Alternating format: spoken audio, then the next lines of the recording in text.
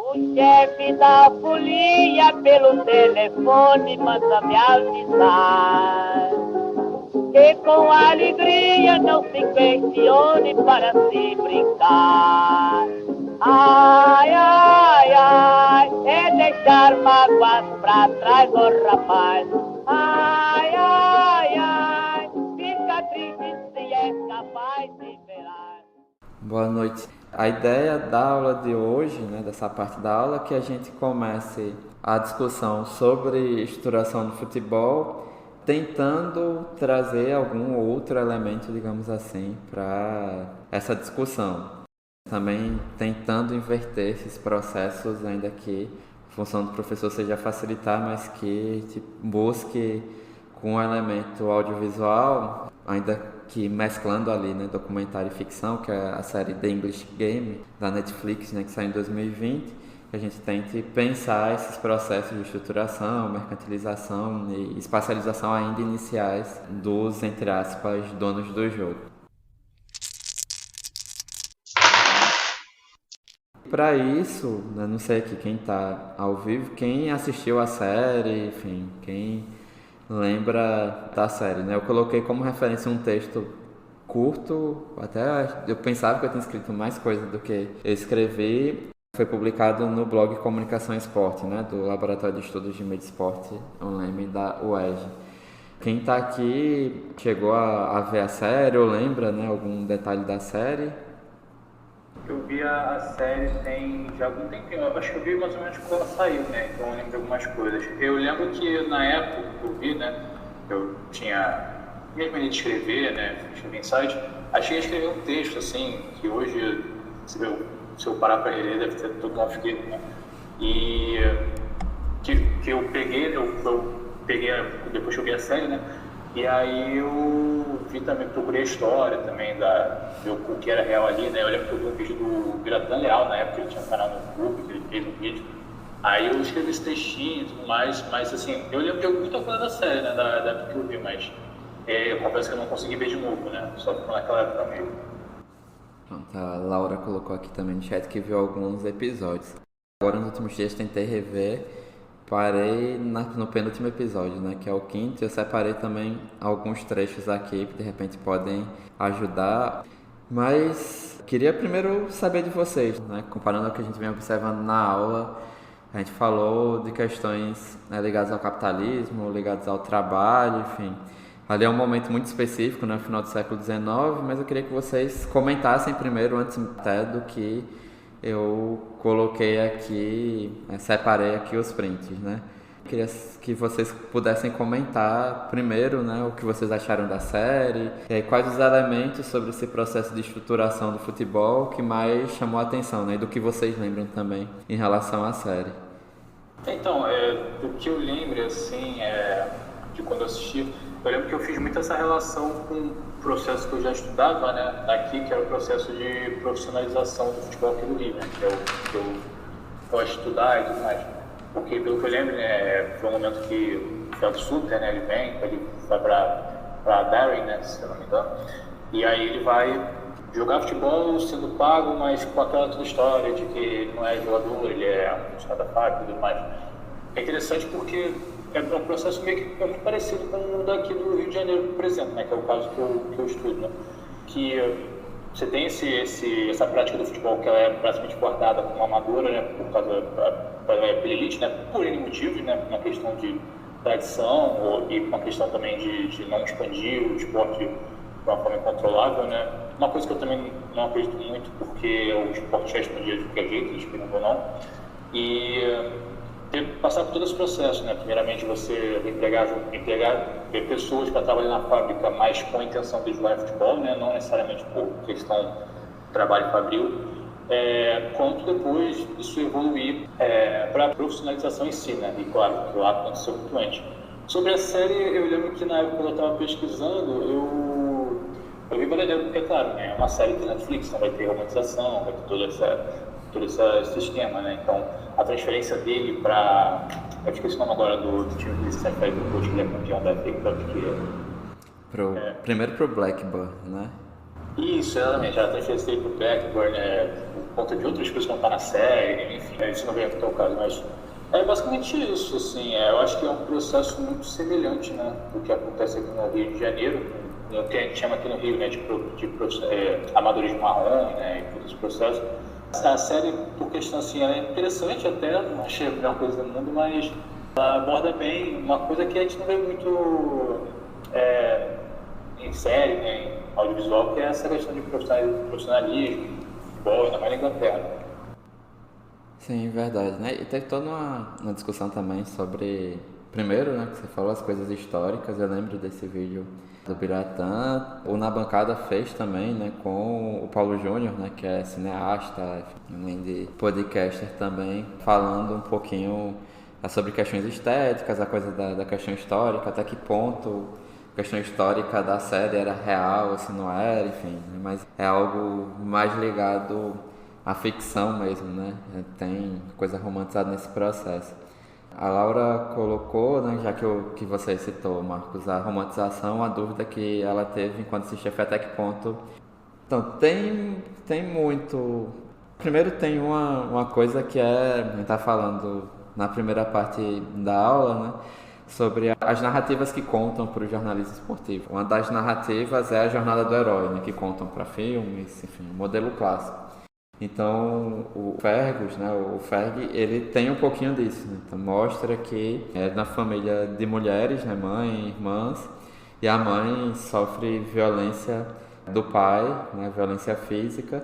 Esse seria um dos motivos para que ele pudesse ganhar dinheiro sendo profissional e, a partir disso, ajudar a bancar a família.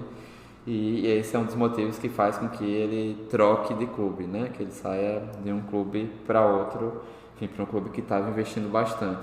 Então há certa romantização desses processos, ao mesmo tempo que há o grupo mais ligado à elite, que vai demarcar em vários momentos de que aquilo ali não é futebol, né? Que é um jogo, não é uma indústria, né? Então tem essas demarcações, mas creio eu, o Marcos Paulo pode também comentar, que a gente é levado pela narrativa a ver essa elite de futebol como alguém que não quer perder o controle sobre o jogo, ao mesmo tempo que quem trabalha e passa a receber por isso também teria o direito de fazer isso. E aí, enfim, né, tem toda a explicação de como a lógica do futebol enquanto entretenimento voltado para as massas vai se desenvolver também, né? Aumento de arquibancada, estádio, jogos recebendo 2.000, 3.000 pessoas na Copa da Inglaterra, enfim, entre outras coisas. A gente tem um fator social também que é das pessoas que querem ver e querem ver os melhores. Tem discussões que são muito marcantes sobre essa coisa de profissionalização e há um contexto mesmo de quase que defesa de que isso tinha que ser assim, porque o jogo e as pessoas levaram a isso. Né? E ao mesmo tempo que a gente acho que tem uma grande contradição entre elementos, uma tentativa, né, de protagonistas contraditórios. Eles dois, né, o Fergus e o Arthur, eles jogam, digamos, dos dois lados da história, né? Uma hora eles defendem, ocupam enquanto posição de classe determinado espaço, um enquanto de família nobre, banqueiro, trabalha em banco, né? Mas o pai é banqueiro. E o outro que é da classe trabalhadora, que, enfim, viaja para vender a força de trabalho dele, no caso, o jeito de jogar, né? Só que aí, em determinados momentos, eles, né, vão e voltam para entender a outra classe, digamos assim. Mas, Marcos Paulo, o que é que você acha sobre isso, né? Em relação à romantização desses processos? Sobre essa coisa dessa romantização, também eu lembrei a questão também desse sentido de exclusividade que eles dão para esses dois protagonistas, assim, né, na série, porque parece que eles são a grande novidade da cidade, né, quando eles chegam para jogar e tudo mais. E sendo que isso é um processo complexo, que tinha vários jogadores que iam para lá, que jogavam futebol e eram pagos, né, então não foi exclusivo, né, que dá essa impressão de que eles eram ali uma coisa totalmente nova, né? Trazer jogadores operários para participar dessas equipes. E também essa questão do motivo dele trocar de time, né? Porque, como você disse, né? Eu nem lembrava disso. Na série fala que mostra que o pai era agressivo com a mãe, aí para conseguir dinheiro ele faz isso e tudo mais. Pelo que eu tinha pesquisado, né? Eu estou até visitando aqui de novo, foi uma questão também de falência da cidade onde ele morava, do time que ele jogava, que fez ele ir para Darwin. Então, aí eu já não me aprofundei muito para saber se, por exemplo, tinha algum objetivo assim mais nobre, né, digamos assim, por causa de família, sustentar a mãe que sofria algum tipo de abuso. Mas, assim, do que se pesquisa, que tem dele na época, é basicamente uma questão econômica, no sentido de ele perdeu o emprego de onde ele morava, a cidade onde ele e a família dele morava, e precisou se mudar para conseguir dinheiro dessa forma, né? Que era um fluxo que já acontecia muito, né? Sim, né? Até aparece a questão da crise da indústria têxtil por lá, a diferença norte-sul, né? A desigualdade regional também muito marcante, enfim. E aí tem todo um processo, né, de greve e tudo mais, né? E nesse processo ele teme não conseguir trabalhar, né? Porque ele e o Love, né, que chegam da Escócia, são os únicos que recebem por fora, né? Recebem para jogar futebol, basicamente isso. Enquanto os outros têm perdas salariais. Só que essa parte da crise é meio que, em determinado ponto, despistada, né? Tem uma grande revolta dos trabalhadores da fábrica, mas depois eles aceitariam lá os 5%, mais 5%, que foi o segundo corte salarial em pouco tempo, e continuam trabalhando e jogando, porque as pessoas já estavam com muitos problemas pelas questões financeiras e dependiam do entretenimento para se manter vivas, enfim, para sobreviver. Tem umas questões também voltadas a isso, né, da importância do futebol, até mesmo nesses processos que envolvem outras coisas, né, pelo menos uns 2 momentos ligados a isso. Daniel, boa noite, né? Você chegou depois que a gente começou. Você chegou a ver The English Game, lembra de algum detalhe, enfim? E aí, boa noite a todos. Anderson, vou ser bem sério, eu vi quando lançou, assim que lançou, ou seja, já faz mais de 1 ano e meio, mais ou menos, e não teve segunda temporada, né? Isso, ficaram só nessa parte mesmo. Exato. Eu achei massa porque retrata muito, assim, espelha muito do que aconteceu no Brasil, né? No início também da questão da profissionalização do futebol, início do século XX. Eu achei bem assim, tem uma parte bem romantizada também, né, e tal, mas faz parte do enredo, né? Gostei bastante, assim. Lembro poucos detalhes, assim, eu sou péssimo, eu sou daqueles que assistem um filme e um mês depois está passando de novo, eu sento para assistir. Mas eu lembro que eu gostei muito e achei bem interessante essa questão de retratar muito daquilo que a gente viveu aqui no Brasil também. Sim, o Marcos tinha falado, né? O Marcos estudou esse processo no Rio de Janeiro, né? De amadorismo marrom, enfim, naquela transição ali, Bangu, Vasco, e que fora do Rio também vai se dar em outras situações, né? Então isso também acho que é interessante a gente destacar, né? Porque dá para fazer uma relação, isso é uma questão cultural interessante, porque certos modelos também tem toda uma discussão do pessoal da história do futebol, história do esporte. Porque há uma história que é construída de forma muito semelhante nos processos de como o futebol se expande e mesmo quando as pessoas do local, as classes mais populares tomam conta, digamos assim, né, para trabalhar e para assistir, o quanto há processos muito semelhantes, né? A gente olha para a Inglaterra ali de 1870 a 1890 e vai para o Brasil de 1910 a 1930 e são trajetos históricos muito semelhantes, né? Você vê concentração da elite, tentativa da elite segurar o esporte como elemento cultural de propriedade deles. Aí depois a abertura é para pagamento nesse amadorismo marrom, depois profissionalizando.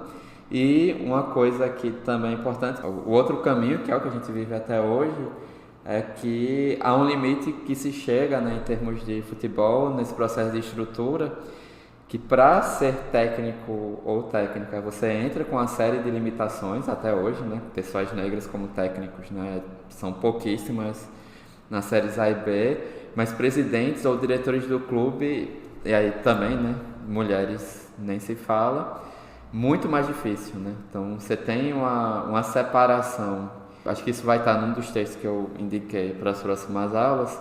Você tem uma separação de classe social que demarca várias etapas do futebol.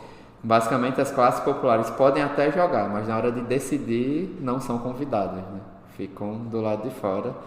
E aí, assim, também a gente vai ter, com pessoas negras, uma reprodução do racismo nisso. Então, são pouquíssimos, na verdade, dirigentes negros e técnicos negros. E para mulheres, ainda mais, porque o futebol é extremamente machista, né? Então, vai ter pouquíssimas mulheres em espaços de direção dos clubes, mesmo com tentativas de projetos da FIFA para exigir que isso aconteça em federações e confederações, mas enfim, passos de formiga e sem vontade, como diria a música.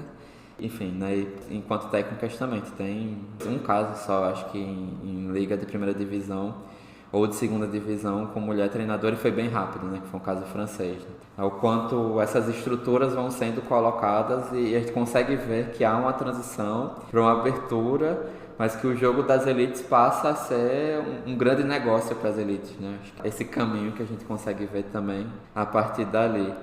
Só um detalhe aqui que você estava vendo também, que a gente estava falando sobre romantização, né? Aí tem também uma parada que foi um consultor, né, um historiador, Andy Mitchell, que era consultor da série, né, que também é historiador desse período, que ele fala que essa transferência do Suter para o Blackburn na época também poderia ser consequência de um filho ilegítimo que ele teve com uma criada na época, né? Então, coincide, né, o período da transferência. Aí também trazer outro elemento, né, para essa questão de romantização do personagem.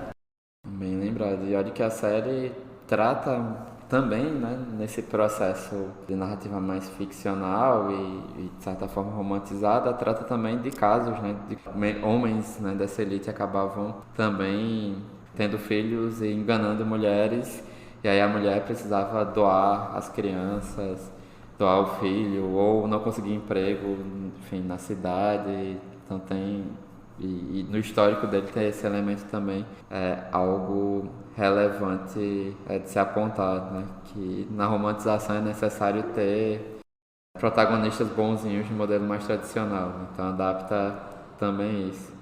Isso, né? O dono do Blackburn, se não me engano, é que vira essa pessoa que teve um filho com uma mulher fora do casamento, enfim, né? Essa mulher tem um conjunto de dificuldades. Agora eu vou colocar aqui os trechos, né? E eu coloquei na ordem que eu fui tirando o print na ordem. Tem uma situação logo no início, quando eles dois são contratados, em que, enfim, é um time de fábrica, time dos trabalhadores da fábrica, e aí há a contratação de 2 jogadores da Escócia. Há uma resistência dos jogadores de recebê-los, né, receber esses 2 contratados para isso, que ganhavam mais do que os outros. E o dono da fábrica, que também tem uma figura mais romantizada, tem a hora que ele bate o pé e diz: o time é meu e agora o capitão é Suter. Isso também é interessante porque, né, mesmo nesse processo inicial de profissionalização, o clube dos operários tinha dono, que era o dono da fábrica. Não era um clube da cooperativa de operários ou coisa do tipo, né? Aqui no Brasil, a gente tem uma história bem interessante do Confiança, né? Da Associação Desportiva Confiança de Sergipe, né? Que era um clube que era, né, dos trabalhadores e que depois a fábrica não queria bancar mais e a comunidade do bairro industrial de Aracaju bate o pé e diz que quer manter o clube, né? Ainda que tenha essa origem operária, digamos assim, o Confiança depois, até hoje, não é presidido por cooperativa de trabalhadores ou pela comunidade em forma de uma associação, né, realmente social, né, que configure bastante o seu termo na prática. Nesse caso, eu achei interessante separar esse trecho, porque não só neste momento, mas em outros cenários também da série, mesmo esse dono de fábrica bonzinho, que não quer descontar do salário dos trabalhadores, enfim, quer tentar outras alternativas no meio da crise das empresas têxteis, tem hora que ele é dono. O time é meu, eu que escolho se ele vai jogar, se ele vai ser capitão, se ele vai ganhar mais do que os outros. Esse processo de quem manda e quem obedece, porque é quem detém a força de trabalho, é bem claro, mesmo que no momento de greve, de situação de greve, ele não tenha batido tanto o pé ali, né? E caberia também fazer essa perspectiva histórica para tentar entender como isso se deu e como ocorreu na prática, né? Basicamente, como ele também diz, se a fábrica falir, né, acabou o time e aí acabou essa forma de entretenimento e essa prática social para todo mundo, né? Então, isso também é interessante.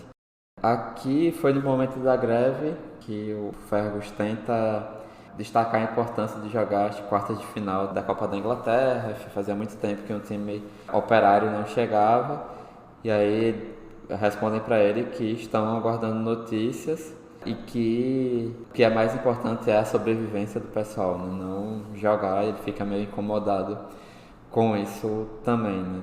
É nessa coisa que eu falei, né, e que os dois, na verdade, né, os dois protagonistas têm muito de uma importância acentuada para o futebol jogado, e aí outros elementos, inclusive pessoais, acabam passando ali, muito menos questões de trabalho, né? E o Fergus vai lá e fala, né, num piquete de greve, de que deveriam voltar a trabalhar, porque senão a situação ia piorar e a fábrica ia fechar, e que não era interesse do dono que isso acontecesse, de prejudicar todo mundo, né? Então, como eu disse, os dois protagonistas, eles são representantes da sua classe, mas eles flexibilizam em diferentes momentos, né? Então, essa era a situação também.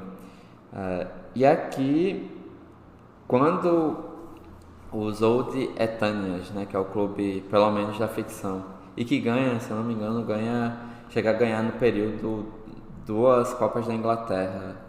É um dos elementos, né, ainda que romantizados, que encaixam com o time que venceu naquele período, né?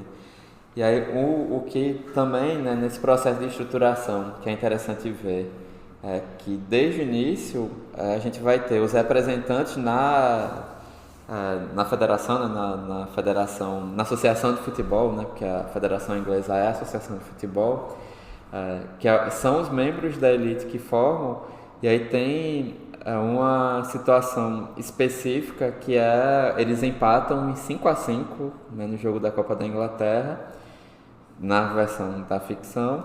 E aí o Fergus estava acostumado na Escócia a ter prorrogação.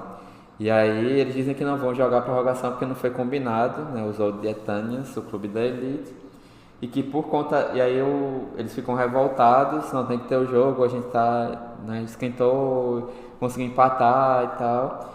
E aí o Arthur, né, que é o outro protagonista, diz isso, né? Se preferirem, podemos levar a questão ao presidente da associação.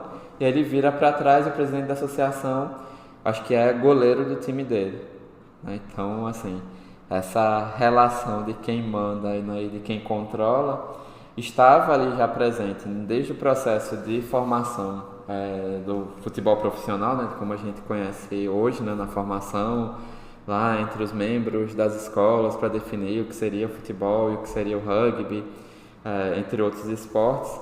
E o controle estava muito ali, né, que até ele falava, mas é injusto, como é que vocês têm um membro que é dirigente da associação, qualquer coisa que a gente fizer aqui, se ele for contrário, acabou, né, ele é presidente, ele determina isso.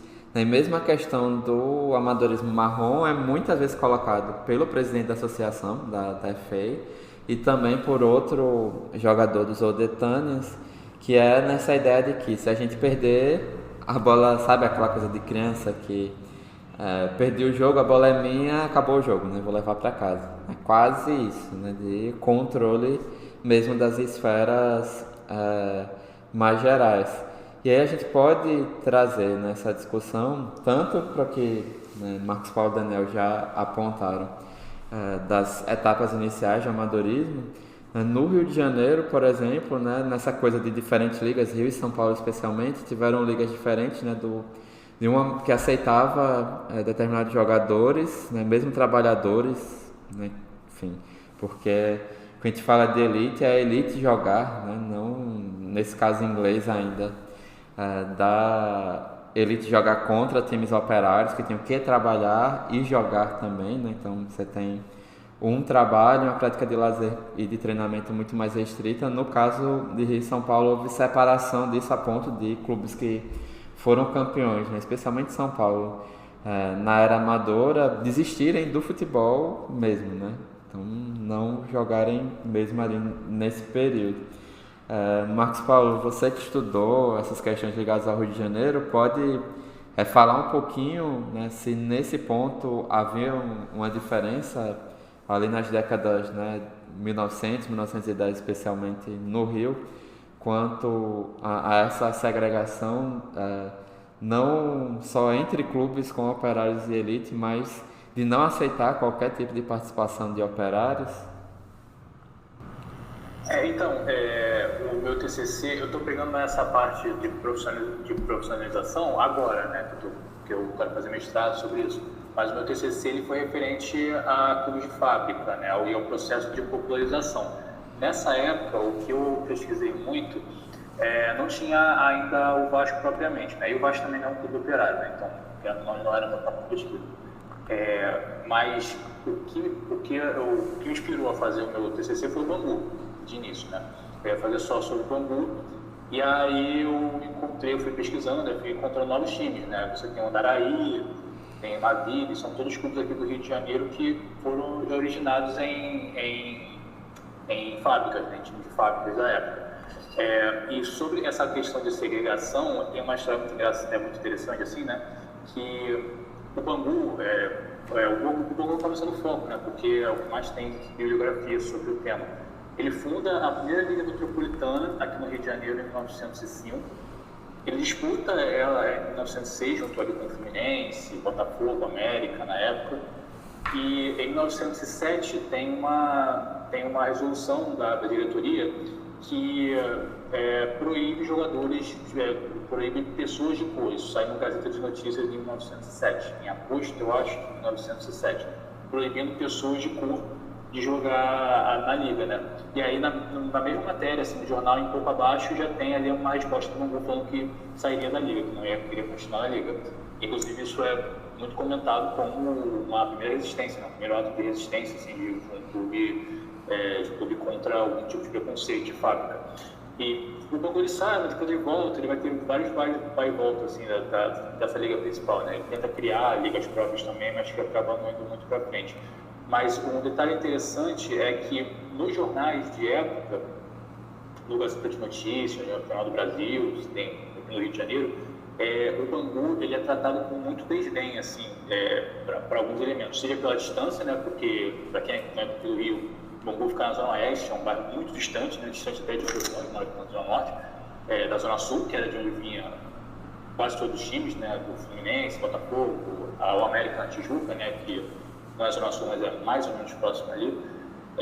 Então ele sofreu muito com esse tipo de preconceito, de ter que pegar trem, os jogadores têm que pegar trem. Pô, hoje, para pegar trem da Zona Sul para Bangu já é super demorado, né? Imagina naquela época, 1905.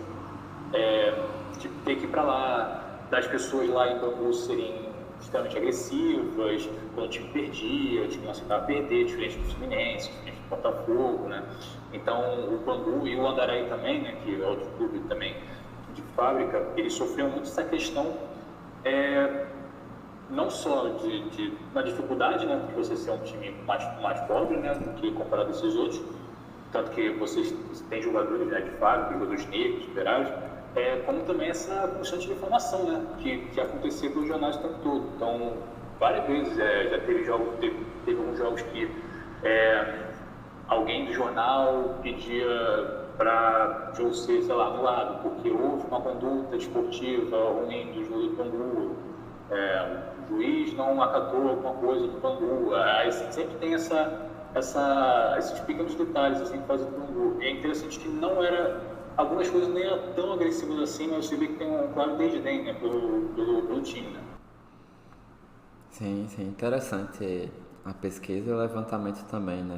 Estava conferindo aqui, fez em história. E é um tema também muito presente, né? O Bangu, até mais do que...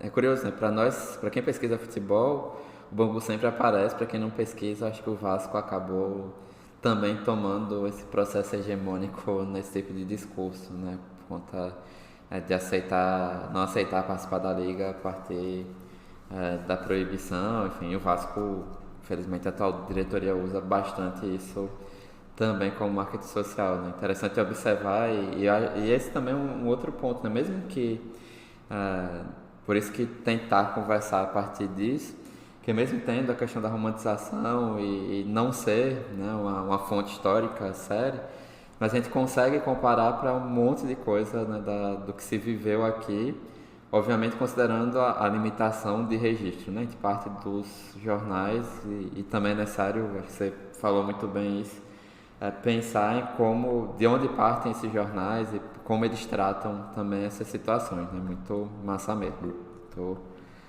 Inclusive estou com o teu TCC, se alguém quiser, manda e-mail para mim, que ele me mandou já o TCC dele, que aí eu repasso depois, porque não está em repositório institucional na internet.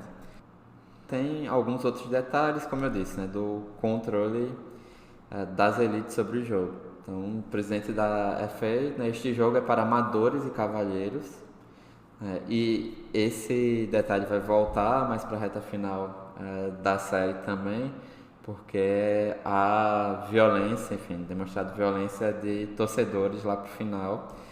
Esse tema também que trouxe aqui e ali, né, durante as aulas, especialmente na primeira parte, do quanto assusta os membros da elite a violência e as reclamações, enfim, esses processos.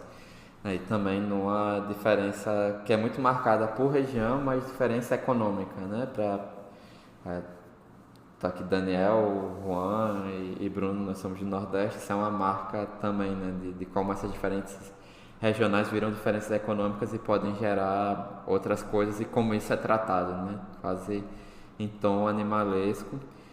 E a coisa de amadores é a esfera financeira e cavalheiros é justamente isso, né, de pessoas que podem praticar o esporte como um lazer qualquer, né, que não tem outras grandes preocupações ou não precisam ter outras grandes preocupações, né? Então essa é uma marca que vai passar pela série inteira, e essa questão de elite acho que vale a pena a gente pensar, inclusive numa discussão que a gente vai fazer com o Luciano Mota, né, na Sociedades Anônimas de Futebol, e com o Irlan Simões na parte de resistência torcedora, que isso também vai ser colocado, né, de ter um tipo de pessoa que participa, nesse caso, do ponto de vista da gestão.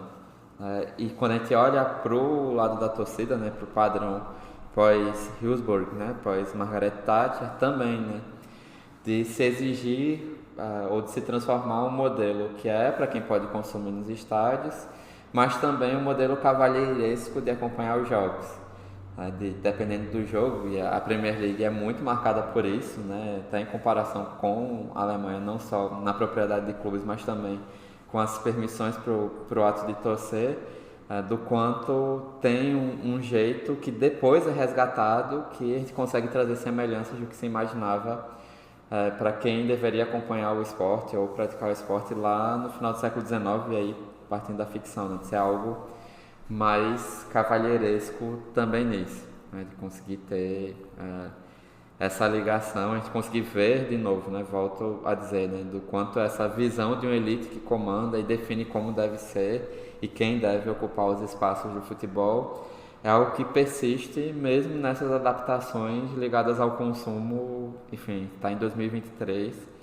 E aí fala ainda de limitações de como deve ser o torcer e tudo mais, né? Então esse elemento também trazer para a contemporaneidade.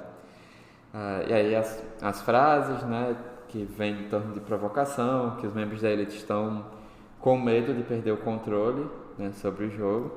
E aí volta a dizer, há uma transformação nesse controle, de não precisar ser necessariamente dentro de campo, pode ser fora. E também algumas coisas ligadas à necessidade do jogo, né? Foi uma das figuras que eu tinha separado no texto do Leme, a segunda, né, que é durante a greve o Fergus tentar convencer futebol, né, essa frase está lá também, que as pessoas têm necessidades financeiras, mas também precisam do futebol. E aí, nesse ponto específico, acho que dá para trazer a discussão, né, da contradição economia-cultura, ainda que, nesse caso, a economia é uma outra formação, né, que eu comentei na aula, que a gente não quer só comida, a gente quer comida, diversão e arte, mas assim, né, a gente quer comida diversão e arte, né? Tem uma questão de sobrevivência ali muito marcada. É um processo que passa por 2 greves, né, na fábrica do primeiro time que ele joga, né, que o Fergus joga. E aí as pessoas perdem dinheiro, fazem greve, e ele diz, não, mas também precisam do futebol, né? Nesse momento é necessário também ter futebol. E no jogo de desempate, o dono da fábrica não tinha dinheiro, né, nas quartas de final da Copa da Inglaterra, e aí a comunidade, mesmo com a perda salarial, faz uma vaquinha para que eles possam viajar. Eles perdem, enfim, mas para que eles possam viajar para lá, né? Justamente nessa ideia que o futebol é um elemento relevante para a sociedade, né? Para aquela comunidade se manter. E assim, por um lado, é fato, né? A gente vem discutindo também isso, e tudo que a gente trabalha em termos de políticas públicas para o torcer considera essa importância. Por outro, tem a questão de sobrevivência, que é anterior, né, que também precisa ser considerada, porque senão a gente pode transformar o futebol mediatizado ou enquanto espetáculo presencial como se fosse algo para a gente esquecer mesmo dos problemas cotidianos, né? Fosse um substitutivo. E aí é necessário ter esse cuidado também, né? Não ser nem 8 nem 80. E aí a resposta, né, é meio que na ironia, porque o Fergus pergunta porque o pessoal não foi treinar, e responde, né, o antigo capitão, que ele está nervoso, e aí ele fica muito ali na preocupação se vai ter jogo ou não. Diz, não, mas podem voltar ao trabalho semana que vem. E aí uma das respostas, né, do movimento grevista é que não, pode ser que eles não voltem ao trabalho na semana que vem. Eu queria saber também, né, nessa coisa, tentar relacionar não só os processos estruturais iniciais, mas também os mais recentes. Como é que vocês veem tudo bem que aqui é greve de trabalhador de fábrica, mas como vocês veem essa articulação do ponto de vista do trabalhador enquanto do jogador de futebol, né?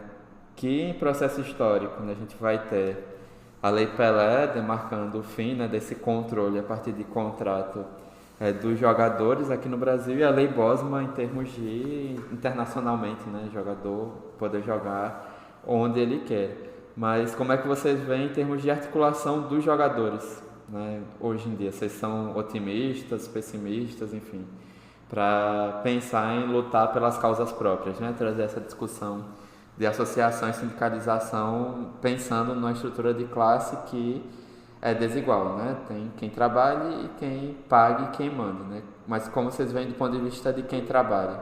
Marcos Paulo, pode falar. E aí, se você quiser falar o que você ia comentar antes, né, que eu tinha falado do Vasco, pode emendar as duas coisas. Sim, então, professor, eu tive que sair aqui quando voltei, eu esqueci completamente o que eu ia falar antes, então peço perdão.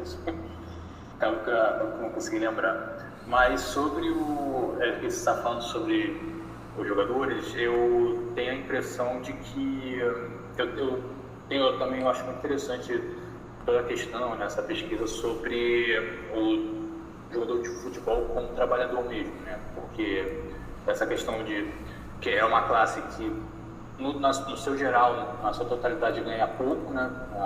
Tem um baixo salário, né? Diferente daquilo que a gente vê diariamente dos jogadores de futebol que a gente acompanha.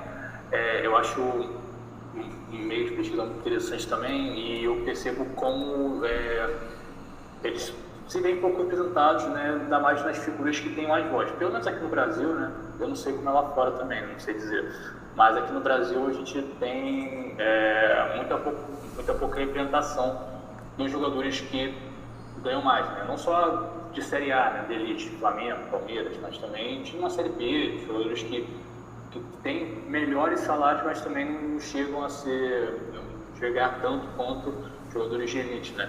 Então, eu ainda percebo que no Brasil esse debate ainda é pouco aprofundado, né? Porque uma coisa que poderia partir de jogadores assim, com mais voz, né, com mais engajamento, e também de dirigentes, técnicos, presidentes, né, no geral, é pouco explorado, né? Porque também é uma forma de você alimentar o sistema vigente, né? É um sistema que basicamente vai pagar menos para esses jogadores, e tem toda uma cadeia produtiva e paga salários altíssimos para jogadores de elite, né? Isso, né? E tem toda uma discussão teórica também sobre isso que é complicado, né? De como entender, especialmente quem está no topo da pirâmide, enfim, a gente vai discutir isso também nas próximas semanas. Bruno, pode falar. Boa noite, Anderson. Boa noite, pessoal. Você demorando aqui a falar, mas esperando aqui o time. Mas vamos lá. Só algumas considerações primeiro sobre a sua provocação, Anderson. Eu acho que, de fato, não sou nem um pouco otimista em relação à articulação de jogadores enquanto classe, digamos, sindicalizada. Faz muito tempo que a gente não vê um movimento que a gente possa vislumbrar minimamente uma organização em busca de direitos e tudo. A gente sabe que existem algumas conquistas que os atletas conseguiram com o tempo garantir perante as ligas e as entidades que organizam o futebol, como um acordo. Não sei se isso não está na lei ainda, mas existe um acordo trabalhista para garantir jogos pelo menos no intervalo de 66 dias. Porque aqui no futebol cearense, que é a realidade exclusiva, eu estou falando de Fortaleza, era muito comum, durante anos e anos, nos anos 80, 90, 2000, a gente ter jogos, os clubes grandes que têm mais calendário, ou até mesmo os próprios campeonatos estaduais, terem jogos terça, quinta e sábado. Era uma rotina. Inclusive, não só as rodadas eram nesse esquema, como também clubes que estavam mais na competição tinham que se virar para entrar em campo no intervalo de 48 horas. E os poucos avanços que a gente teve para derrubar esse calendário maluco, né, que não dava nenhum descanso aos atletas, toda essa iniciativa de fato de busca pelos direitos partiu do Sindicato dos Atletas. Então eu vejo que, pelo menos aqui no estado do Ceará, a única liderança que existe para lutar pelos atletas é de fato o Sindicato dos Atletas Profissionais, que é a SAFESP aqui, que tem a figura do Marcos Gaúcho como presidente, que é uma figura que de fato ele é a única voz, parece ser a única voz que de fato surge como liderança para defender a causa dos atletas aqui, justamente para poder garantir que hoje em dia nenhuma partida mais seja realizada nesse intervalo de 2 dias, né? Claro que nem sempre ainda mais quando o clube disputa várias competições, vai ser respeitado os 3 dias fechadinhos, né? 72 horas. Mas pelo menos essa questão dos 2 dias ela acabou, nunca mais aconteceu, né? Quando teve um caso, foi assim muito excepcional, porque o calendário já estava avançando ali em junho, julho, depois do Campeonato Cearense ano passado, em que as 2 finais do estadual foram realizadas sexta e domingo, mas num regime totalmente de exceção e com o próprio consentimento aí do sindicato de ter que aceitar, porque realmente não tinha mais para onde correr, não tinha mais calendário. Mas o que eu consigo vislumbrar de mobilização hoje em termos de categoria de jogadores é apenas via Sindicato dos Atletas. Eu não sei como é que é a atuação do Sindicato dos Atletas em outros estados, mas eu sei que aqui no estado do Ceará ela é muito forte, a ponto do sindicato inclusive entrar na Justiça do Trabalho para garantir que os atletas tenham esse repouso mínimo. E a gente viu um caso recente aqui também envolvendo o Campeonato Cearense. E outra coisa também, que é para falar sobre luta da categoria dos jogadores, o próprio Sindicato dos Atletas também ele conseguiu um acordo com a Federação Cearense de Futebol para garantir que todos os jogos realizados até as 4, que comecem até as 4, 5 horas da tarde, tem uma parada para hidratação, que foi uma conquista da categoria. Hoje, todo jogo realizado no estado do Ceará, porque aqui tem muitos jogos que acontecem 3h30, 3h45, 4 horas, 4h45, e algumas partidas pela manhã, né? Categoria de base inteira, o feminino, todos jogam pela manhã, que normalmente 9 horas, 10 horas, 11 horas até, que é inclusive uma data nacional hoje, né? Graças aí a CBF conseguiu colocar essa data via Globo no Brasileirão, na Supercopa do Brasil, outro torneio. Mas aqui todo jogo, só aos 22 minutos do primeiro tempo, do segundo, tem que ter essa parada para hidratação. Então eu vejo um passo de conquista. Mas eu não consigo ver no cenário nacional nenhum jogador que tenha essa hoje representatividade para de fato lutar pela categoria, pensando no plural. É claro que a gente vê jogadores politizados internacionalmente no Brasil hoje, caso do Richarlison, do Vinícius Júnior, mas defendendo causas que vão do individual para o coletivo, mas que não que eles representem liderança perante outros atletas, é mais em torno de uma causa maior, no caso do racismo, no caso do Vinícius Júnior, do Richarlison, se defendendo politicamente em outras questões. Mas, assim, é sintomático a gente está praticamente quase 10 anos sem não ter um movimento que nem se assemelha ao que foi o consenso, né? A gente precisa lembrar a importância que teve esse movimento lá atrás, sob a liderança do Paulo André e outros jogadores, mas sobretudo o Paulo André, que ficou marcado como líder daquele movimento. Nunca mais a gente conseguiu ver uma mobilização de atletas em busca de mais justiça, sobretudo, quando a gente fala de justiça no caso dos atletas, sobretudo relacionado a pagamento de direitos de imagem, que os atletas sempre reivindicaram, que é de fato torna o salário mais curto do atleta, né? A gente sabe que o salário da carteira é baixo, mas com os direitos de imagem ele sobe para essas cifras que a gente conhece hoje, de 500 mil, 1 milhão para cima. Então, depois do Paulo André, eu não consegui ver mais nenhuma voz que de fato seja articulada, que possa trabalhar em nome da categoria, as famosas lideranças, né? Então, hoje a gente percebe isso até pelas eleições do ano passado, para finalizar esse ponto.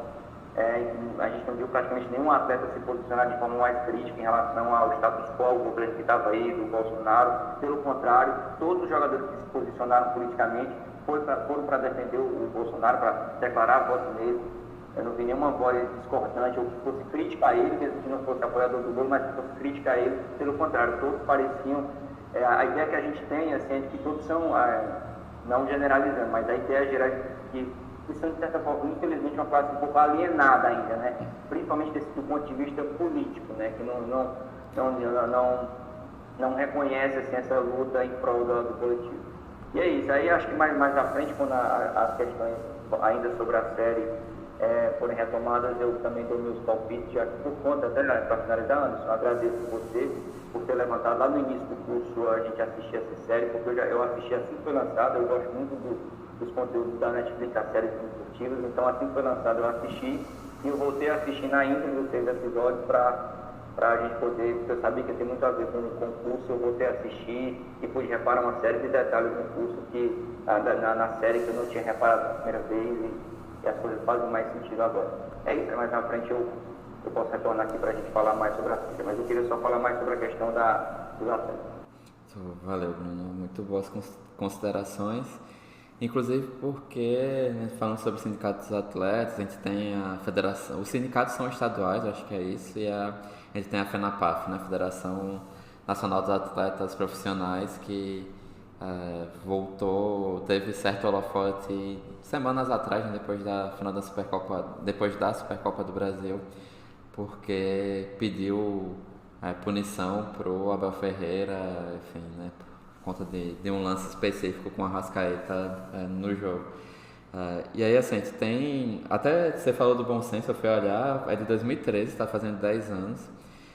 De repente, alguém que é Relações Internacionais, né, alguém que discute da ciência política, ciências sociais, enfim, daria até para discutir esse ponto, né, da associação dos jogadores, o que mudou, né, quais os impactos do bom senso, né, só para lembrar, dentre outras coisas, de 2012, acho que 2013 para 2014, por conta da Copa do Mundo, a CBF montou um calendário que os jogadores não teriam os 30 dias de férias, né, que é um direito de qualquer trabalhador ou trabalhadora no Brasil, independentemente da profissão.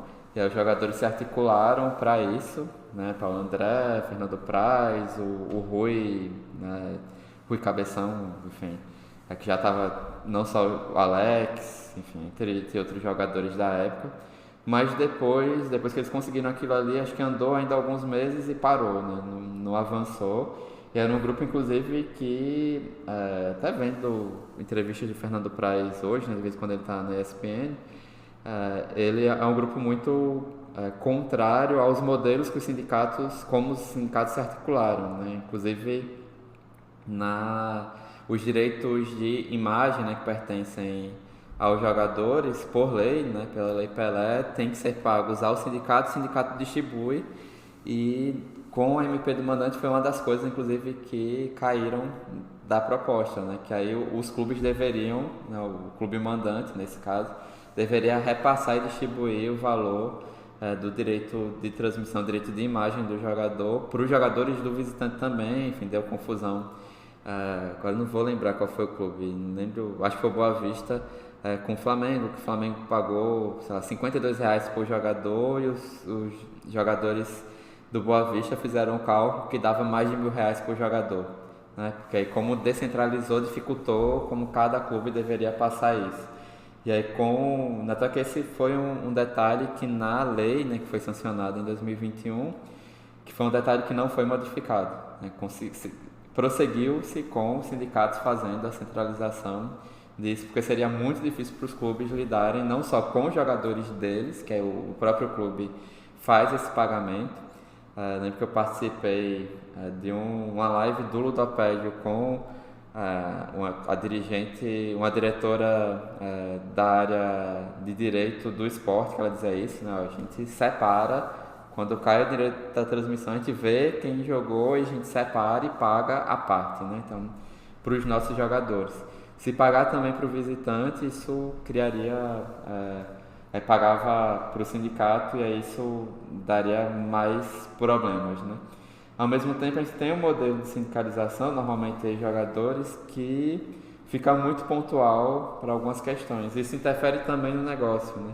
Por exemplo, né? Porque jogadoras de futebol não estão nas plataformas de jogos de futebol eletrônico.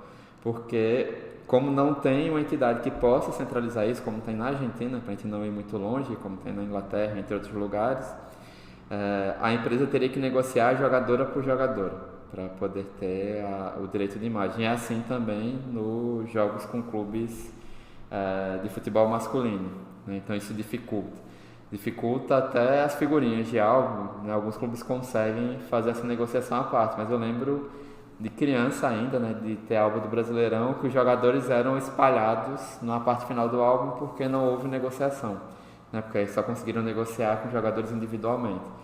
Então isso prejudica bastante, inclusive em termos financeiros, né, os clubes e os próprios atletas que poderiam ganhar mais se tivessem uma estrutura mais organizada nacionalmente para representá-los, além das questões políticas, né? O Marcos Paulo falou antes que a gente tem uma base apenas da pirâmide que talvez, né, eu vou ler inclusive um projeto de qualificação de tese até semana que vem para a banca que discute isso, que talvez nem seja da classe trabalhadora a mais, né, que seja algo diferente porque recebe muito mais e trabalha, enfim, tem empresas e tem todo um conjunto de trabalhadores ali, né, o Neymar, enfim, com o instituto dele, entre outras pessoas. Mas você tem ali o bolo dessa história que não é tão observado. E aí isso, na Espanha, quando teve uma mudança de lei em relação à transmissão e outras mudanças, foi muito pensado, né? Na Espanha, parte dos direitos de transmissão vão para um fundo dedicado aos jogadores, especialmente de clubes que caiam de divisão ou de divisões menores, para que eles não fiquem desamparados, né?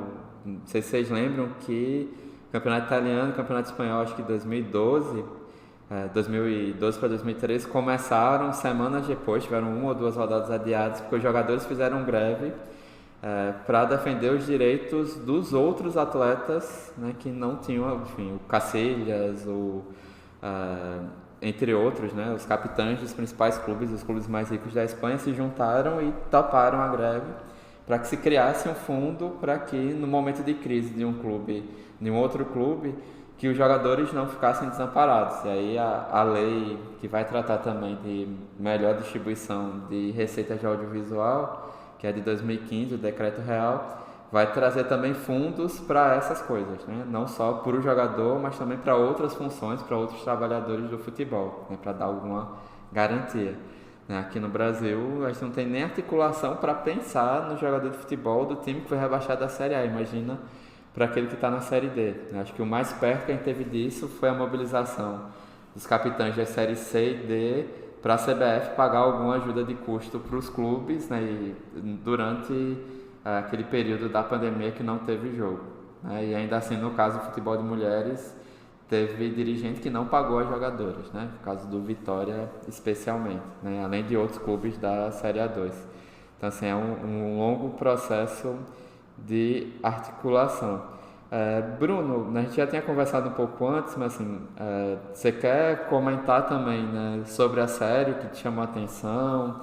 Enfim, né, se nessa segunda observação que você fez, né, a partir do que a gente vem discutindo na disciplina, se teve mais detalhes que também você acabou tendo a atenção chamada agora, que você não percebeu em outros momentos, que a gente fez uma passada por todo mundo, né? Acho que é bom também passar por isso, por você.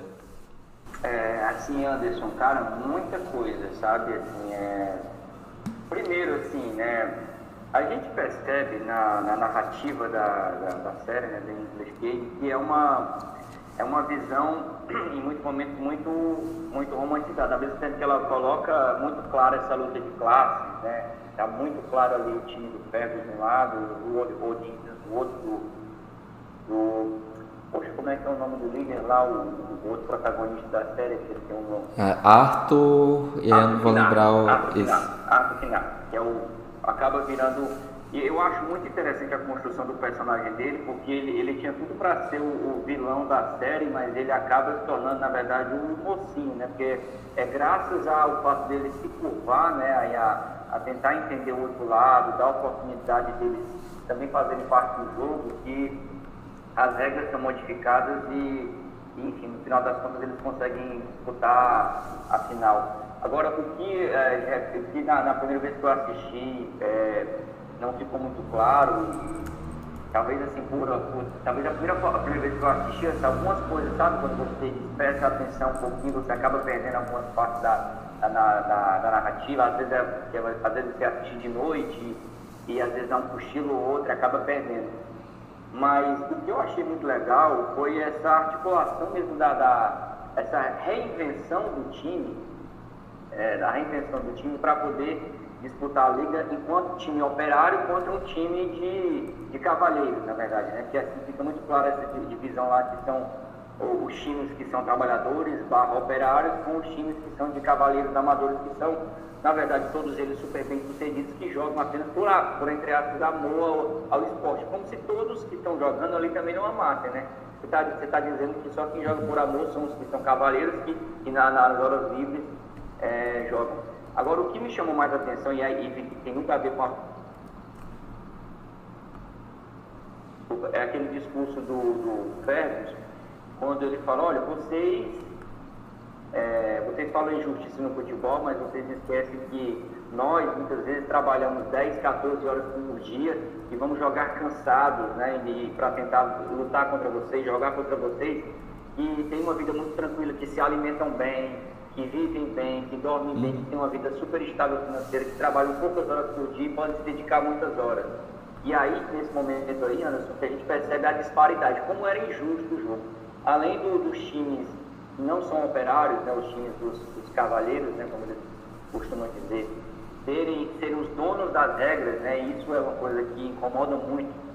Não dá para ter justiça nenhuma dentro de um campeonato onde o time, a base do Old Etons é basicamente a associação. Não é só o presidente ali, que é no caso o barbudo lá, que é o goleiro, mas o próprio Arthur Kinard e os colegas dele são o Fred, não esqueci agora, que tem um bigode, o bigode lá, que é um dos amigos dele. Esqueci agora que tem um bigode enrolado, que é um dos 3 protagonistas lá, que continua brigado com o Arthur Kinard até o final. Eu acho interessante essa questão dessa questão da luta de classes, né, dos cavaleiros contra os operários. É isso que eu ia falar, na verdade acabei esquecendo, que era a reinvenção daquele clube operário, que começou com o time lá do vilarejo, lá da fábrica, e na frente, para poder se fortalecer, vem um outro time que é também operário, de um outro empresário, de um outro dono, que contratou o Fergus, depois levou também outros atletas, e foi esse time que teve as mínimas condições de poder lutar de igual para igual com o time do Old Etons, lá do Arthur Kinard, para poder chegar na final, porque aquela primeira formação daquele time roxo, não é mesmo o primeiro time, o time lá do Fergus, do dono da fábrica, do barbudo, agora está muito na cabeça o Old Etons, mas eu estou esquecendo agora o primeiro time do Fergus, porque depois ele vai lutar, ele vai pelo Blackburn. O Blackburn é quem de fato consegue ser o primeiro time operário Darwin, que é da região lá de Darwin, né? É o Darwin. Darwin.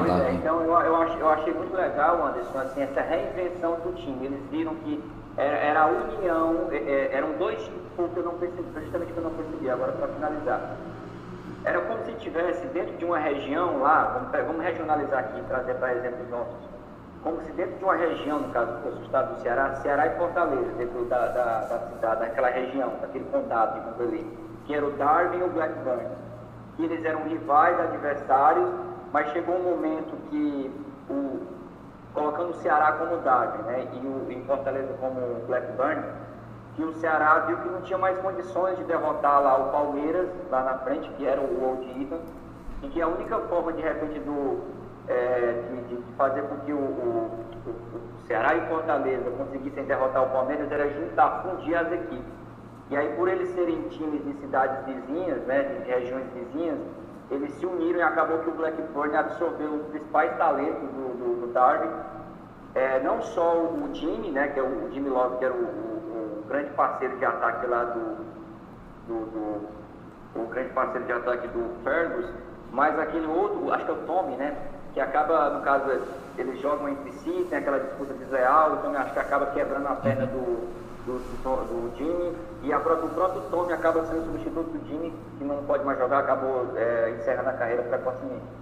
E o que eu achei legal foi aquela reconstrução, porque acabou que o Blackburn acabou sendo o time de toda aquela região, porque ele conseguiu unir as indiferenças e o que eram antigamente dois rivais passou a ser o time da região, porque na verdade o que o Blackburn estava defendendo ali não era só as cores do Blackburn, era justamente toda a classe operária, e foi a classe operária unida, aquelas duas forças ali, o Darwin e o Blackburn, que conseguiram derrotar o time dos cavaleiros, da elite, dos dirigentes da federação, que foi o Old Etons. E na final, e a série termina assim, aqui não é nenhum spoiler, porque a gente até fui debater em torno disso, acaba que a série termina com a vitória do Blackburn, que se torna o primeiro time aí operário a ser campeão da Copa da Inglaterra. E assim, a primeira vez que eu assisti, eu me emocionei muito com aquele final, toda aquela narrativa, o momento que eles vão lá receber o troféu e tudo, e voltam para a cidade para comemorar, e aquilo ali para a cidade. Mas a segunda vez que eu assisti foi o mesmo sentimento, mesmo sabendo exatamente o que ia acontecer, bateu a mesma emoção. É uma cena que faz assim você ficar... Se você não chora, os seus olhos ficam marejados, você fica emocionado, porque a gente sabe que ali há uma romantização muito grande, mas só de você ver o sentimento de pertencimento daquela população pobre, e aí você já tem uma ideia aí trazendo para o Brasil da década de 40, 50, do futebol como ópio ali mesmo do povo, né? Porque de fato para eles, que era uma classe extremamente miserável, os fãs, os torcedores, e a única coisa que eles se apegavam ali para ter um pouco de diversão, de alegria, de motivo para celebrar a vida, era o futebol. E aquela conquista, ela é como uma hashtag, não é só futebol, é muito mais do que futebol, ela representa todo um divisor de águas, até porque seria o futebol, porque depois ali, e o próprio Arthur, como é contado nos créditos do filme, da série, o Arthur Pinhade, ele passa a ser o presidente da associação e preside ela por décadas, até praticamente o final da vida dele, e passa a ser um cara que luta para profissionalizar o futebol, mas de uma forma a unir, de certa forma, os operários a misturar de fato, né? O que de fato ficava, no começo existia esse apartheid entre os amadores e os profissionais. A partir da era Arthur Pinhade, que não é mostrada na série, o futebol ele passa a ser mais como a gente conhece hoje, né? Misturando operários e times ricos e times pobres, e eles possam competir de uma forma que não vai ser aquele manjadinho de todo ano vai dar o time dos cavaleiros. Depois dali do projeto, na fronteira se abriu e vários outros times operários e intermediários foram campeões.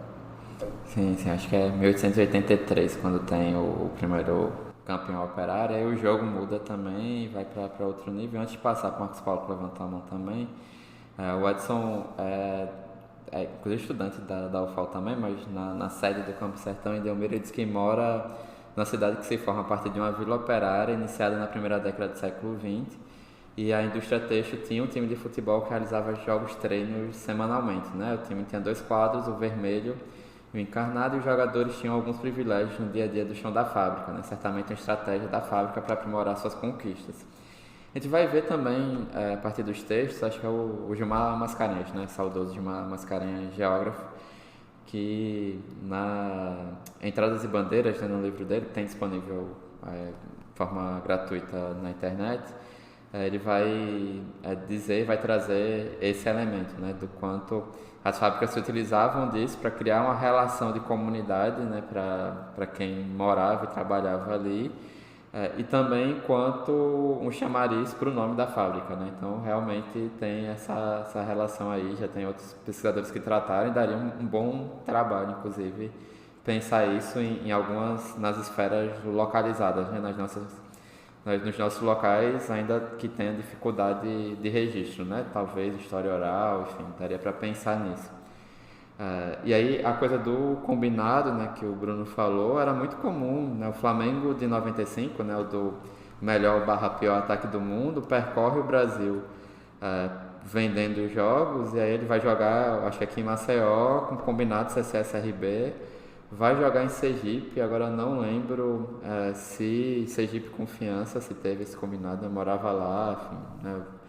Era fã do Romário, sou fã do Romário enquanto jogador, né? Não enquanto pessoa e político, mas também jogou lá, entre outros locais. Em outras décadas também havia os combinados, além dos processos de, não necessariamente seleção de estado, né? Mas o Pelé percorre o Brasil também nos anos 60 e 70, enfrenta uma série de combinados estaduais, que era a ideia do time mais popular enfrentar o melhor time, né? Tentar chegar nisso. Então a lógica que vai nisso também, e também estar pensando na disparidade, o que é a primeira fase da Copa do Brasil, com um absurdo que é o time de melhor ranking jogar pelo empate mesmo fora de casa, né? O quanto isso não acentua a disparidade, né? As diferenças, porque, enfim, pegar CSA e Tunaluz, para não ir muito longe, é uma folha de 350 mil contra uma folha de, sei lá, 50 mil reais, né? Mesmo que o pagamento nessa faixa, né, seja parecido, né, porque é o pote 3 da Copa do Brasil. Às vezes a gente tem, né, esses modelos de Copa colocam muito frente a frente times que têm níveis muito diferentes, né, e aí a história de poder esse time avançar com muitas fases, ganhar, enfim. No Brasil é mais difícil ganhar o torneio, né, e nas principais ligas também, mas pelo menos chegar ali numa fase mais avançada acaba sendo a jornada do herói, né, do time mais pobre e mais que é mais para baixo nessa pirâmide do futebol. Marcos Paulo, pode falar.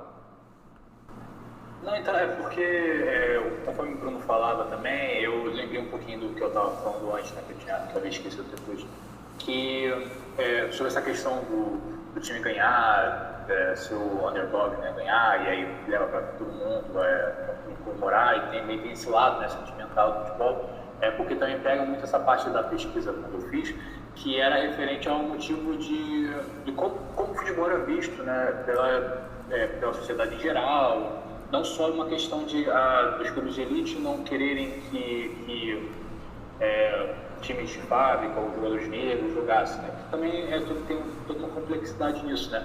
Mas na pesquisa mesmo eu também trago um pouco sobre visão de anarquistas, sindicalistas, sobre como era o futebol, sobre como eles viam o futebol, né? Então, quando você tinha a elite, assim, com jornais, elegantes, falando sobre distâncias ou ridicularizando, né, Bangu e outros lugares, e outros times de fábrica, você vai ter também jornais sindicalistas, jornais anarquistas, né, voltados, né, para o trabalhador, no primeiro momento, assim, demonizando completamente o futebol como um elemento burguês, né, como um elemento da classe burguesa sobre a classe trabalhadora.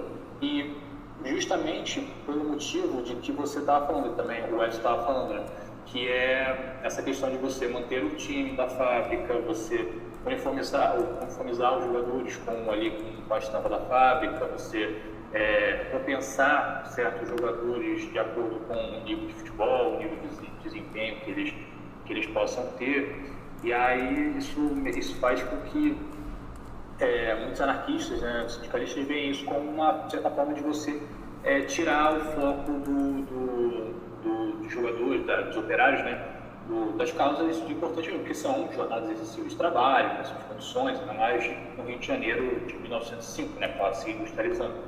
E é muito interessante, né, porque são detalhes assim de como o futebol ele vai ele vai se desenvolvendo nessa sociedade operária, porque não é só uma questão de alegria, né? Porque obviamente, né, os operários jogavam futebol porque eles tinham direito como qualquer um, né? Depois de trabalhar duas horas, ainda mais Bangu, que foi um bairro que se formou, né, em volta da CPIB, né, Companhia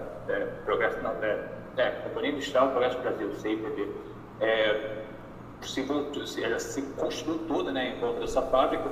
Então, toda a vida daquelas pessoas era voltada justamente à fábrica e, consequentemente, depois ao time de futebol, né?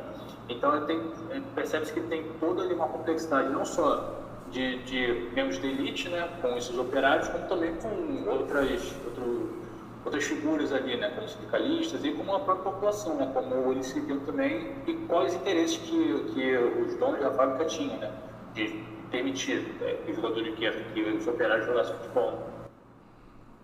Sim, e até por isso, né, eu tinha citado em Traduzir Bandeiras, coloquei aqui o link também, né, para vocês, quem tiver de repente no computador, dá para abrir, mas está no site da Eduege, né?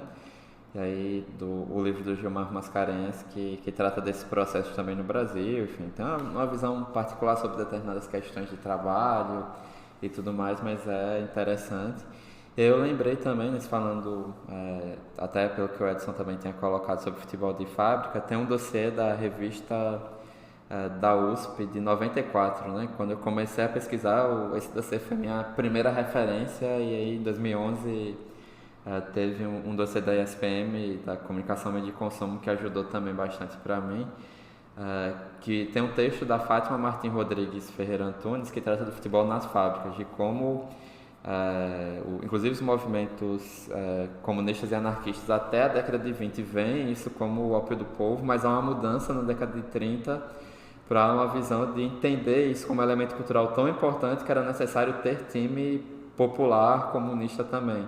A gente tem aqui no Brasil, por exemplo, o Autônomos FC, né, que é de São Paulo. Tem uns amigos que de vez em quando jogam por lá, além de outros clubes que surgiram nessa linha de ser a base ao futebol não mercantilizado, uma proposta de entretenimento, lazer, de pautas progressistas e de campanhas progressistas também, de ajudar comunidades, enfim, entre outras coisas.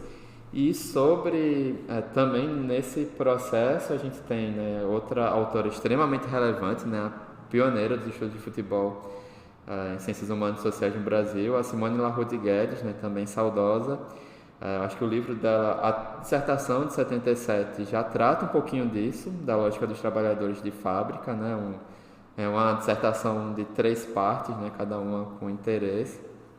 No livro Universo do Futebol, que é de 82, ela trata dos trabalhadores também nessa relação. Eu estou tentando lembrar se não justamente em relação à pesquisa exploratória dela, se não é em Bangu, mas enfim, pode ser que eu esteja confundido até por conta da tua pesquisa.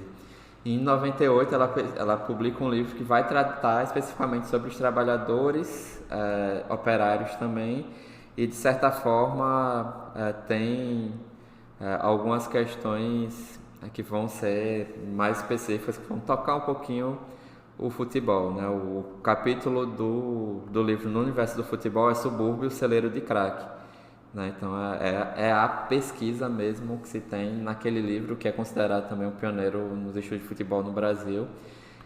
E aí ela vai sempre magiar ao longo da carreira acadêmica dela sobre os operários e essa classe social, e no futebol trazer outros elementos também que são interessantes, né? Eu estou falando isso porque eu li recentemente um livro sobre ela, né, organizado pelo Ronaldo Elau e já é a hora que tá, né? E a Leda Costa, mas esquecendo o nome da Leda, um crime. Então, ela também vai transitar por aí, né? Por esses 2 caminhos, de vez em quando, na antropologia do futebol que ela faz, né, que ela é importante na América Latina, ela vai cruzar esses elementos. Então, dá para pensar nisso. E aí eu vou tentar aqui só acelerar um pouco para outras 2 questões que são relevantes, para dar um tempinho para quem quiser comentar sobre propostas de artigo ter também. E aí uma sequência, né? O que pensarão se eu jogar com as cores do Walsh, né? Os da elite pensando isso, pular essa parte. E aí, quando o Fergus aceita a proposta para jogar no Blackburn, né, que o cara oferece pagamento adiantado e dobra o que o Walsh pagava semanalmente. E aí tem todo, né, eu estava conversando no início, né, toda uma questão para justificar o porquê ele topa sair do lugar que ele estava construindo amigos, enfim, de uma possível companheira, do amigo que fica lá, né, que casa lá, é que ele volta para a família, vê que a mãe foi agredida pelo pai, e aí uma das irmãs fala, né, eu acho que essa frase é bem interessante: seu futuro está nos seus pés. O quanto ainda hoje milhares, milhões de crianças no Brasil não acreditam que o futuro dela, e não só o seu futuro, mas de toda a família, depende dos pais, né? O Endrick, com 16 anos, que na venda do Palmeiras para o Real Madrid, o pai conseguiu R$1 milhão, porque tem um percentual dele, né? Não sei, os agentes intermediando talvez alguma coisa assim também. O pai chora.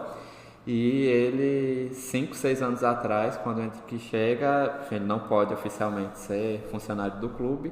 O pai é contratado pelo Palmeiras e, enfim, né, o jogador tinha que fazer vaquinha para ele trocar a dentição, né? O quanto essa relação do futuro está nos pés é muito marcante, né? E aí tem o Vitor Roque, que saiu do Cruzeiro, o Atlético Paranaense pagando multa. Agora na Copa São Paulo, o Palmeiras estava com um jogador sub-15 que me fugiu o nome também, que veio do Cruzeiro e entrou numa das polêmicas de crise do Cruzeiro. Ele também estava envolvido, porque o Cruzeiro, ele com 11 anos, o Cruzeiro já meio que deu uma parte dele para uma empresa. Enfim, a gente tem uma série de possibilidades, como o Estevão, né, tá tentando aqui, né, o Estevão Messinho, né, com 15 anos já estreou na Copa São Paulo Sub-20 este ano e está prestes também para assinar o contrato. O quanto para crianças assim, né, e aí com a matéria do Fantástico, né, a reportagem do Fantástico, que o pai nem sabia que tinha esse tipo de acordo envolvendo uma criança ainda, né? Quanto essa lógica do futuro está nos seus pés, que ainda que aqui seja algo voltado para um adulto, mas o quanto isso mobiliza essa indústria para novos trabalhadores, né? O quanto isso é uma marca relevante. E aí, assim, né, nessa questão, né, de novo, né, a crítica dos bons tempos em que só os cavalheiros jogavam, e também quando os dois donos de clubes, um fala para o outro, disse, tá, né, eu comprei o passe dele do mesmo jeito que você comprou do time da Escócia. E aí o Ferguson vai receber a última parte do salário dele. E aí o cara diz, né, que o dono da empresa inicial, da fábrica inicial, diz, né, eu bem que deveria imaginar que do mesmo jeito que eu comprei você de outra pessoa, alguém apareceria e o compraria de mim, né? A gente vai discutir essa coisa de o comprar, né, enquanto mercadoria, que foi algo que a gente já comentou. Então, a lógica já de quem pagar mais vai receber, né? E aí, na dúvida, mais prefere o dinheiro, e aí ele fala que minha família precisa disso. O quanto essa lógica e essa narrativa, né, do futebol, enquanto algo que pode fazer com que a pessoa mude de classe social, possa dar melhores condições para a família, já está ali presente, e isso vai perdurar e vai ser uma narrativa muito importante, inclusive, para o jornalismo que cobre esporte. Né, trazer toda essa jornada, né, que vai ser retomada, e o quanto isso vai ser também marcante para a manutenção, né, dessa ideia e, enfim, né, do quanto isso vai ser reverenciado ali. E aí, deixa eu pular aqui para o cenário já de transição, que a gente vai tratar especialmente na semana que vem, que é o processo de estruturação e especialmente, né, de levar o futebol para mais pessoas, já aparece ali, né, que é dizer, né, no caso do Blackburn, que já recebe 2.000 pessoas ou mais, né, com toda uma reforma nos espaços, e por isso ele está preocupado também com o investimento vale a pena, e também de lembrar que a rivalidade faz bem para os negócios, né, que é justamente quando tem a violência na torcida. porque é uma proposta dos dois times, o Darwin e o Blackburn, de jogarem entre eles, enfim, quando tem um dos jogadores sofre um trauma definitivo, né, na perna, que é o Love, que quase morre, e aí ele trata disso, a rivalidade faz bem para os negócios, e também a gente sabe hoje o quanto a rivalidade motiva, inclusive, cobertura esportiva, motiva político para lidar com o futebol, né, que vai tentar trabalhar com essa rivalidade também, do ponto de vista político, de pensar, né, a partir das consequências da rivalidade, o quanto ele pode ganhar ali, ou alguém do MP, enfim. Bruno, pode falar. Só uma frase, você pegou esse caso do Jimmy Love, aí também que quebrou a perna, né, que tem o próprio colega dele, não era adversário na ocasião, mas era um velho conhecido, né, que era o Tommy. É que, para mim, é uma das frases mais marcantes de toda a série, né? Que é quando ele pergunta pro médico: doutor, quando é que eu vou voltar a jogar? Voltar a jogar? Quando é que você vai? Você tem que lutar pela sua vida primeiro, depois você pensa em jogar. Primeiro, na verdade, porque ele teve uma hemorragia, a lesão foi gravíssima. Naquela época a medicina era outra coisa. E ele sangrou por horas ali, fraturou o osso, perdeu muito. Nossa, e aparece a imagem da perna. Censura, né? Mas assim, justamente uma das coisas legais de você ver a série duas vezes, porque depois da segunda vez essa imagem ficou martelando na minha cabeça. Quando você falou agora, eu não podia perder essa deixa de falar que como foi impactante aquele momento e o que passa na cabeça. Eu fico imaginando, acho que todo jogador, quando tem uma lesão dessa que quebra a perna, que tem lesão no joelho, que a gente sabe que é delicado, tornozelo, que é mais grave, né, de cura. Quando ele chega para o médico, muitas vezes, eu tenho certeza que a primeira coisa, quando é que eu vou voltar a jogar? Quando é que eu vou voltar a jogar? Quando, na verdade, muitas vezes ali, primeiro você tem que preocupar se você vai voltar a andar. Se você não, porque no caso do Jimmy, ele correu o risco de perder ter a perna amputada, né? Uhum. Mas assim, mas foi legal. No primeiro momento tem um choque, mas depois, pelo menos a narrativa que se construiu é que ele teve uma resiliência, assim, de não se entrar numa depressão profunda, de achar só porque ele teve a carreira precoce interrompida que a vida perdeu sentido. Ele volta a trabalhar, depois ele se descobre como uma pessoa que ainda pode ser útil para a sociedade, por mais que ele não possa estar numa fábrica como ele estava antes, mas ele pode fazer outros trabalhos, e ele é um dos caras que acaba sendo o protagonista da conquista do Blackburn, mesmo sem entrar em campo, porque até o final ele é participativo, ele está do lado depois de brigar com o Ferguson, né, depois da saída dele, eles se reconciliam e ficam juntos, e o Jimmy acaba tendo um papel importante na conquista também. E é bom até porque é aquilo, né, que a gente pensa o jogador enquanto trabalhador, uma carreira muito efêmera, que pode estar certo, pode não dar, ou ser um funil gigantesco para ser profissional, e um outro funil para ser o profissional de alto nível.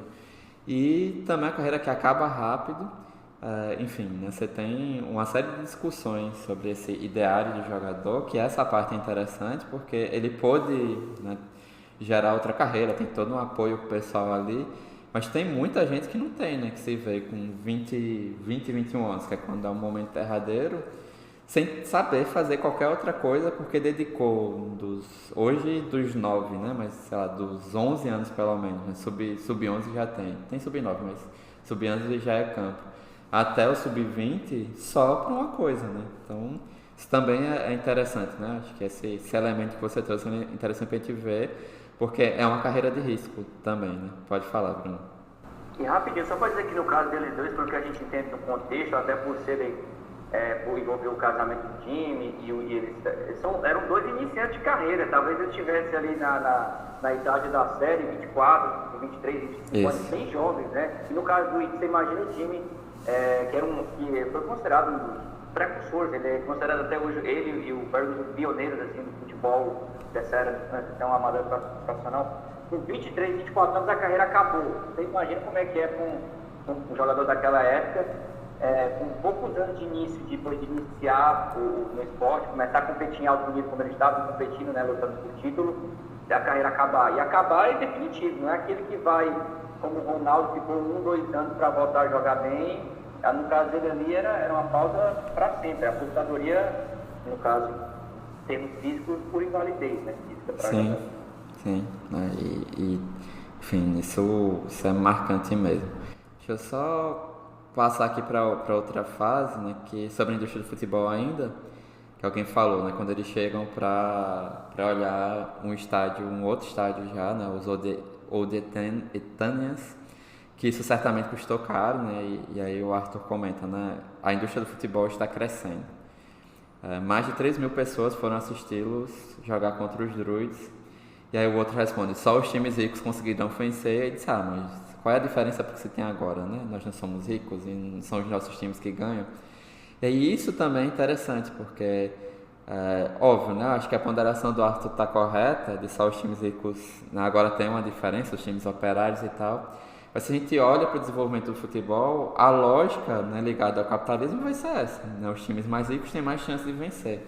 E aí basta pensar, enfim, se a FIFA jogar adiante isso, né? O Mundial de Clubes em 2025, se acontecer dessa vez, né, se finalmente acontecer, porque está para acontecer desde 2001 um modelo desse tipo, a gente vai ter, acho que 10 ou 12 europeus e 6 sul-americanos, né? Enfim, provavelmente o sul-americano vai jogar para passar da primeira fase e, com sorte, dependendo do cruzamento, para as quartas de final. Então, assim, na lógica que ainda persiste, eu já falei da Copa do Brasil ainda aqui, e essa é a graça do futebol, ele é aberto a zebras, enfim, a possibilidades. Né? Acabou de passar por quartas de final, por um final de semana aqui no Campeonato Paulista. O Corinthians foi eliminado pelo Ituano em casa, nos pênaltis. São Paulo foi eliminado pelo Água Santa como mandante nos pênaltis. E que o Fluminense perdeu por Volta Redonda na primeira partida semifinal do Campeonato Carioca, né? Pode acontecer, e essa é a graça do jogo, né? Que é aberta essas possibilidades. Né? Não necessariamente o melhor time mais rico vence, é o time que fizer mais gols, seja nos pênaltis ou no tempo normal. Né? Então, mas há uma tendência estatística, inclusive, que os mais ricos conseguem montar melhores elencos, logo conseguem disputar mais. E aí, outros comentários, né, que só estão fazendo esse jogo para obter lucro. E aí, a questão pessoal, né, colocam o futebol à frente de tudo, como ele. E as pessoas querem assistir esse jogo e ver jogadores, né, os melhores jogadores, né, que é a ponto que uma pessoa vai receber mais que os outros, porque pode ser o melhor, né, a cobrança que o Fergus leva ali no final, né? Então ele recebe mais, então ele tem que ser melhor, né? Não pode ser meio termo, então tem uma pressão ali. Então aqui a gente já tem vários elementos da indústria, né? Desde a pressão, jogador recebendo, a pressão sobre ele, então quem ganha mais é mais cobrado por todo mundo, né? Pela comunidade e tudo mais. O interesse cada vez maior das pessoas com o futebol enquanto espetáculo, né? Enquanto entretenimento para as massas. Né? E esse processo de descolamento do controle dentro de campo para fora, né? Então acho que a série traz uma série de coisas sobre isso, que nas próximas 3 aulas a gente vai sair da série, né? E depois dessa introdução, para tratar desses momentos históricos, né? A partir de conceitos da economia política, estruturação, mercantilização, espacialização, numa maneira inicial, ainda que o artigo sugerido avance para outros momentos. Depois, o papel da indústria cultural na difusão do futebol enquanto negócio, especialmente ali no período Avelange, né, dos anos 70, as Copas do Mundo, rádio, enfim, né, vai focar um pouquinho nisso, ainda que na aula anterior, quando a gente falar de espacialização. Eu vou tentar não avançar tanto quanto a isso. E, no final, um processo mais contextual, né, do futebol enquanto negócio, nesse novo momento do capitalismo, né, dos anos 90 em diante, quando o futebol vira, né, pay-per-view, streaming, enfim, né, tudo isso, que dialoga com a fase da multiplicidade da oferta ali, que vai estar também na mídia em outras etapas, anos 90 em diante. E aí depois, no dia 11 de abril, a gente vai tentar fazer comentários mais gerais antes de chegar aos seminários, um pouquinho nesse modelo que a gente fez hoje, né? Ainda que eu tenha falado muito, mas que a gente consiga dialogar, trazer mais elementos, enfim, né? Das etapas contemporâneas da extensão da mercantilização do futebol, né? Que tenha um momento para vocês também trazerem outras lembranças e outras coisas. Eu tinha separado um monte de outros prints, né? Mas já são 9h33. Também, Bruno, também. A gente fala em fazer uma publicidade da oferta, inclusive um marco teórico na EPC é a Lei do Cabo de 95. Mas vocês que ficaram comigo até agora, né, aqui ao vivo, o Bruno, o Marcos Paulo e o Edson, querem comentar mais alguma coisa? Tanto a partir da série, do que a gente comentou a partir dela hoje? Não, Anderson, da minha parte, acho que estou satisfeito, né, por tudo que você já falou e fez a gente refrescar, e acho que as principais questões que a gente acabou já levantando, e de fato a série é muito boa mesmo. Talvez tenha sido a melhor de futebol melhor de esporte, na verdade. Quando eu falo esporte é porque a série do Michael Jordan também, né, do Last Dance também tem que estar nesse top 3, né, tá? O Last Dance, The English Game, então foram bem marcantes. Eu confesso que The Last Dance acho que está no meu topo por conta das imagens de arquivo, né? De ter um acesso que hoje é tão comum de bastidores que a gente não tem E também, enfim, né? Eu nasci em 88, então a NBA chega ali pela Band muito por conta do time Chicago Bulls, enfim, mesmo criança. E Drive to Survive, que é um case de sucesso, porque vem transformando o mercado estadunidense para a Fórmula 1, né? A ponto de ter esse ano 3 corridas lá, então aí eu coloco no top 3, né? Essas 3. Eu não gosto tanto de bastidores de times, até nem vejo tanto, né? O Amazon Prime Video tem um pouco disso, não gosto tanto, mas por isso eu prefiro mais o histórico, algo bem bastidor mesmo, mais antigo, enfim. E Drive to Survive, porque ainda que na última temporada tenha sido tão boa, porque é um caso bem interessante de se analisar, porque envolve entrar no outro mercado, né? No mercado que ainda não...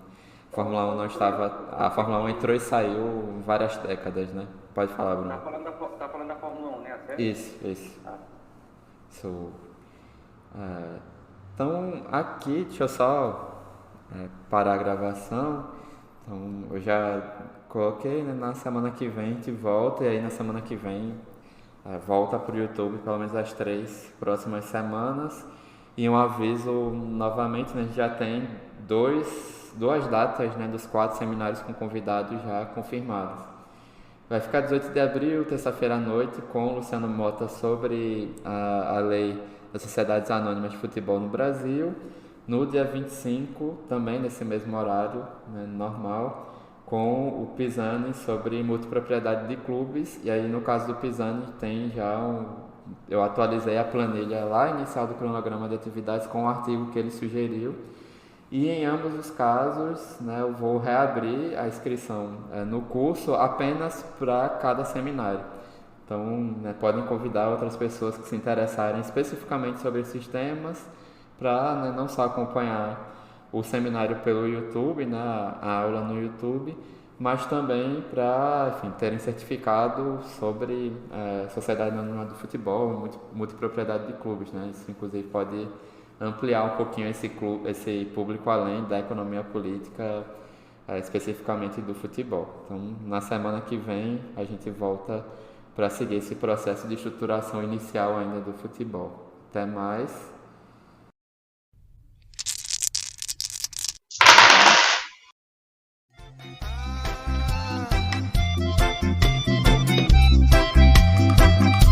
Estou preso na rede, que nem peixe pescado. É zap, zap, é like, é Instagram, é tudo muito bem bolado. O pensamento é nuvem.